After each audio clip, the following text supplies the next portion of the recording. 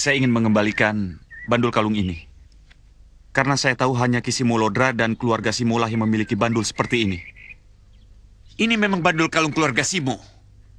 Terima kasih Raden sudah mau mengembalikan bandul kalung ini. Ya, tapi pertanyaannya sekarang, siapa yang memakai bandul kalung ini?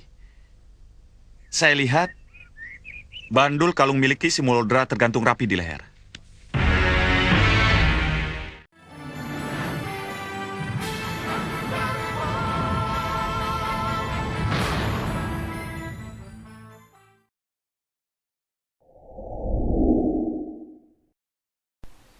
Melanjutkan cerita di episode sebelumnya yang menceritakan bahwa Simolodra sedang memaksa Joko Landung anaknya untuk mengaku tentang apa yang telah terjadi sebenarnya.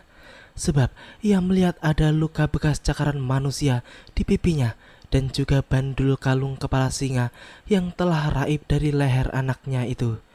Akan tetapi, Jaka Landung pun selalu saja mengelak. Ia pun beralasan bahwa luka itu karena tersangkut ranting kecil ketika berburu, dan bandul kalung itu juga hilang di tempat perburuan yang ia sendiri tidak tahu persis di mana letak jatuhnya benda tersebut. Untuk meyakinkan bobonya itu, Landung pun mengatakan bahwa teman-teman berburunya bisa menjadi saksi atas kebenaran ucapannya. Mendengar hal itu, Simolodra pun segera pergi untuk menemui teman-teman berandal Landung seorang diri. Setelah sampai di kedai minum miliknya, Simolodra pun segera menarik 3 teman Landung itu keluar dan memaksa mereka untuk mengaku tentang apa yang telah terjadi pada Jaka Landung sebenarnya. Jawab pertanyaanku dengan jujur. Kenapa bandul kalung singa Landung hilang? Semua itu terjadi di tempat perburuan kan? Iya benar. Iya benar. Bohong! Ayo cepat jawab. Itu tadi. Itu tadi apa?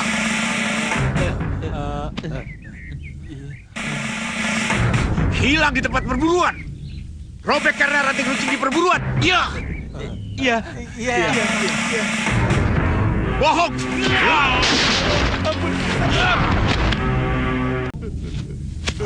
Ku beri kalian kesempatan sekali lagi. Jawab dengan jujur. Kalau tidak, ku bunuh kalian. Bobo. Jaka Landung yang khawatir jika teman-temannya akan buka suara pun langsung menyusulnya, dan ia pun kemudian mengatakan kepada bobonya bahwa ia akan kembali ke tempat perburuan bersama teman-temannya untuk mencari bandul kalungnya yang hilang, dan ia yakin jika ia akan dapat menemukan benda itu kembali. Simolodra pun senang dan setuju dengan usul putranya itu, sebab ia suka jika anaknya mau bertanggung jawab atas segala perbuatan yang telah dilakukannya. Ia pun kemudian memerintahkan kepada putranya untuk berangkat di saat itu juga, dan ia pun berharap di sore itu mereka telah kembali dan berhasil menemukan bandul kalung berkepala singa tersebut. Lebih cepat berangkat lebih baik. Ayo. Ini ngaco lagi. Berani-beraninya kamu janji untuk bisa menemukan kembali bandul kalung itu. Kita tidak usah susah payah mencari bandul kalung itu lagi. Yang pasti tidak akan kita temukan. Lebih baik sekarang kita ke rumah Kiporo, pengrajin emas itu, untuk membuat bandul itu lagi. Dia pasti masih punya modelnya. Setuju. Kamu memang banyak akal, Dung. Landung. Ayo, cepat. Ya, Simolodra tidak menyadari bahwa anaknya si Jaka Landung adalah penjahat kelas kakap yang akan dengan mudah membohonginya. Dan semua itu adalah hasil dari kemanjaan yang selama ini diberikan kepada anaknya itu. Kini kita menuju Ramajegandi yang pada saat itu telah kehilangan jejak Angling Kusuma, sebab kakandanya itu telah mengetahui jika diikuti olehnya, sehingga ia pun ambles bumi untuk menghilangkan jejak.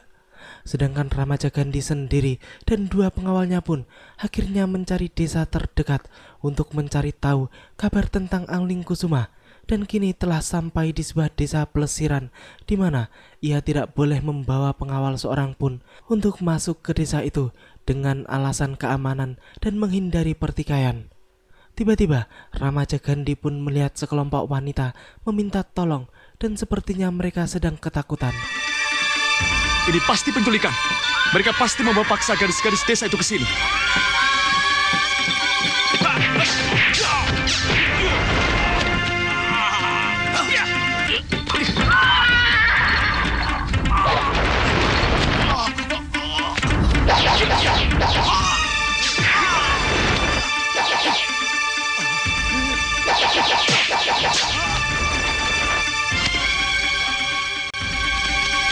Antar mereka ke balai desa dan serahkan pada kepala desanya. Aku akan masuk tanpa kalian. Sendiko, Raden.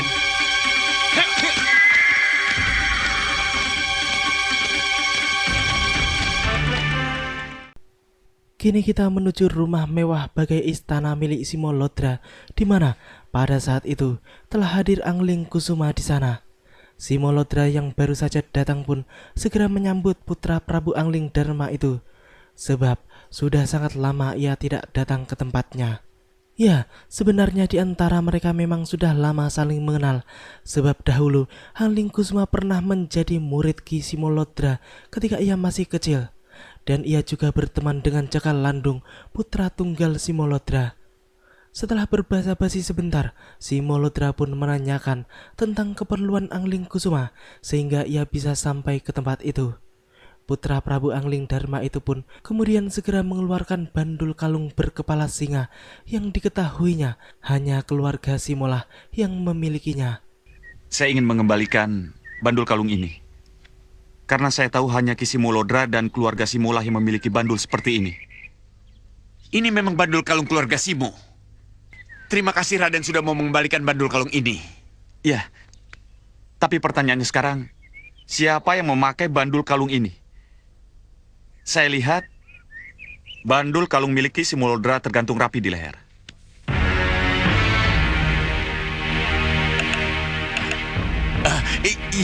Iya Raden. Tapi lebih baik kita bicara di dalam saja.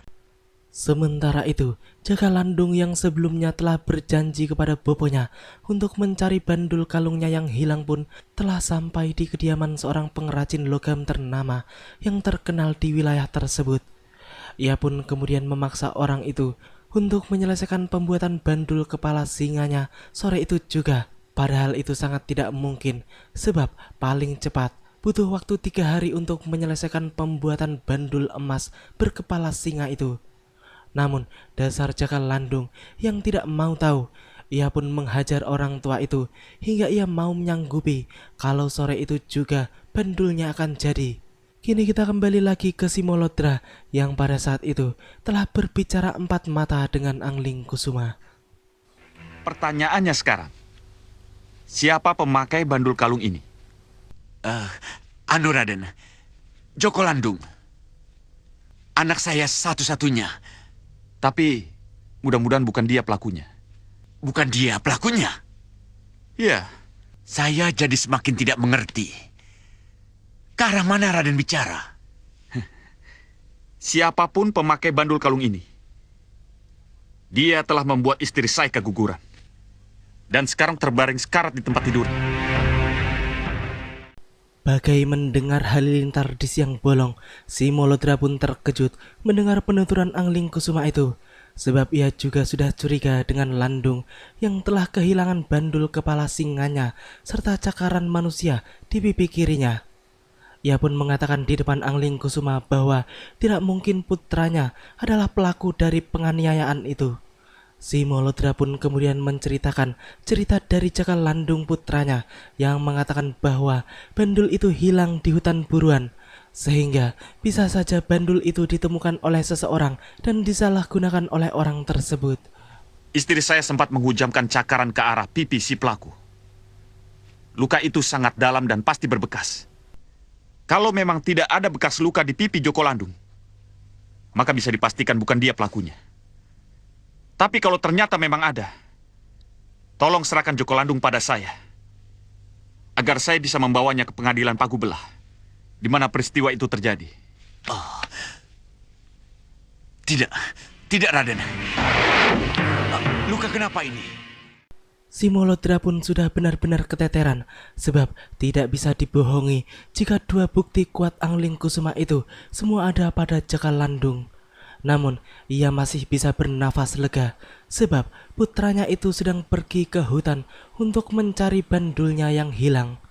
Ia pun kemudian mengatakan bahwa ia akan mempertemukan Jaka Landung dengan Angling Kusuma apabila nanti Landung sudah pulang. Angling Kusuma pun setuju dan mengatakan bahwa ia akan berada di penginapan sekitar wilayah itu. Selanjutnya, Angling Kusuma pun segera bergegas untuk pergi dari tempat itu. Sedangkan si Molodra pun tampak marah-marah dan menghancurkan benda-benda yang ada di sekelilingnya sepeninggal Angling Kusuma. Kalian dengar pembicaraan kami. Iya, Kang. Apa pendapatmu tentang ini? Kira-kira Landung pelakunya atau bukan? Sepertinya iya. Mungkin Kakang bisa menilai sendiri. Lukanya lebih mirip seperti orang terkena cakaran. Apa yang harus aku lakukan kalau memang benar Landung pelakunya? Iya, harus diserahkan sesuai janji. Bicara apa kamu? Dia itu anakku. Tapi kalau kau memanjakan dia terus, kau bela terus dia, jangan salahkan aku. Kalau suatu saat nanti anak kesayanganmu itu akan mencelakakanmu, ingat itu. Pada saat itu, Angling Kusuma pun hendak menuju salah satu rumah minum di wilayah kekuasaan si Molodra itu. Namun, ia pun melihat seorang wanita yang lari ketakutan, seperti telah terjadi sesuatu padanya.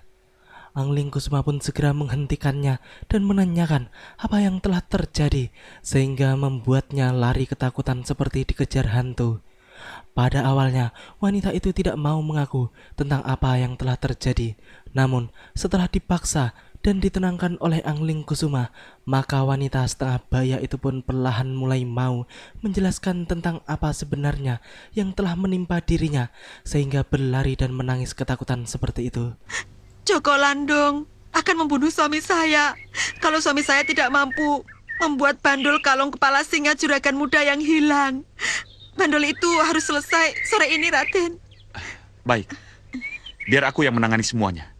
Sekarang Nyai pulanglah ke rumah dan bisikan pada suami Nyai agar dia tetap bekerja sebisa-bisanya. Urusan Joko Landung serahkan saja padaku.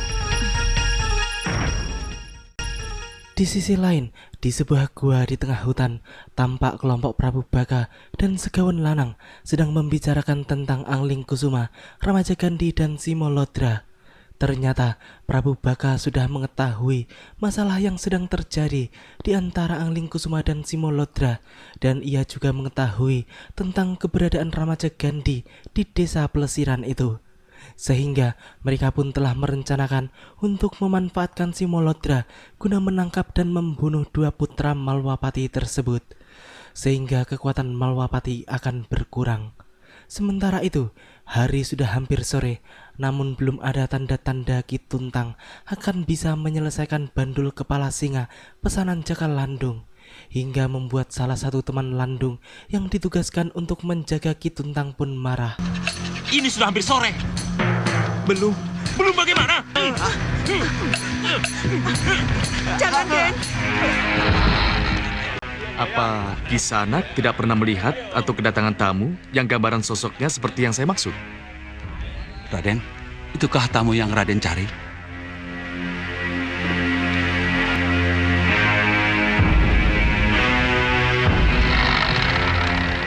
Mari, silakan duduk. Ya, Ramaja Gandhi pada saat itu sedang bertanya kepada pemilik rumah minum yang didatanginya tentang Angling Kusuma.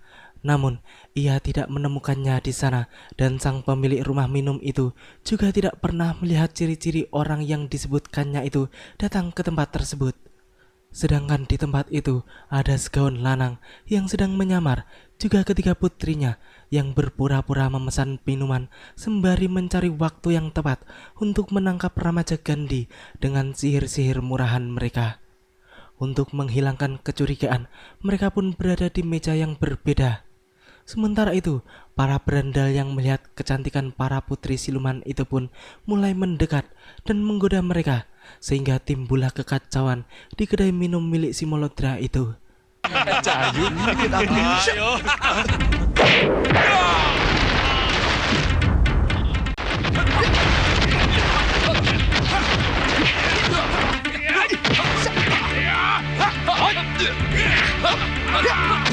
Ramajagani lengah. Saatnya menyihirnya. Ayo.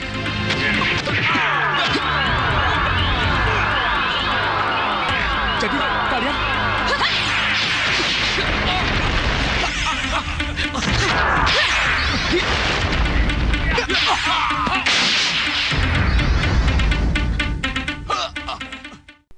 Ya, lagi-lagi usaha para siluman tengi itu pun gagal, sebab Hangling Kusuma telah lebih dahulu menyelamatkan Ramajagandhi sebelum sihir mereka mengenainya. Mereka pun kini hanya berhadapan dengan kroco-kroco desa itu yang tidak terlalu pandai ilmu silat. Namun, tak lama kemudian muncullah si Molodra yang langsung menanyakan siapa sebenarnya mereka. Segaun lanang pun mengaku secara terang-terangan siapa mereka sebenarnya dan apa tujuan mereka hingga membuat keributan di tempat itu.